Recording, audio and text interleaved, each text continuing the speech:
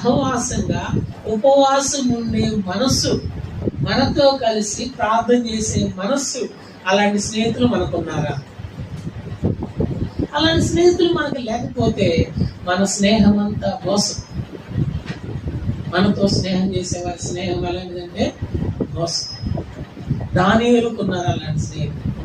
షడ్రకు, మెషకు, అబేద్నెగోలు బబులోను సామ్రాజ్యంలో జ్ఞానులైన వారందరూ, తారతమ్య భేదం లేకుండా జ్ఞానులైన వారందరికీ మండుల మీద తలకాయ లేకుండా తెగ నరికేస్తారన్నారు. రేపు నాకు వచ్చిన కలభావం చెప్పకపోతే, నాకు వచ్చిన కలభావం చెప్పకపోతే జ్ఞానులందరూ శిరచ్ఛేదన చేయబడతారని చెప్పినప్పుడు ఇదేమి ప్రమాదం రా నాయన అని అందరూ తలడిల్లిపోతా ఉంటుంటే, అప్పుడు దానియేలు ఏం చేశాడంటే ఆ కలభావం చెప్పడానికి తన స్నేహితులను పిలిచి 2వ అధ్యాయం 18 వచ్చిన దానియేలు గ్రంథంలో వారు ప్రార్థన చేస్తా ఉంటారు.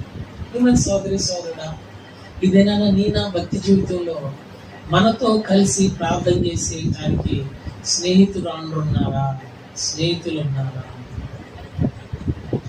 అలాగైతే వారిని మనం ప్రార్థన చేయడానికి ఏం చేయాలా? ఇస్తే అలా ప్రార్థన చేస్తాం. అలాంటి స్నేహితులు కలిగి ఉండడం అనేది మనము అదృష్టం అనే పదము వాడకూడదని అంటారు, కానీ బైబిల్లో ఆ పేరు కలిగినటువంటి ఒక యవనస్తుడు ఉన్నాడు. అతని పేరు ఏమిటంటే ఐతూపు అనే పేరుకి అర్థము అదృష్టవంతుడు.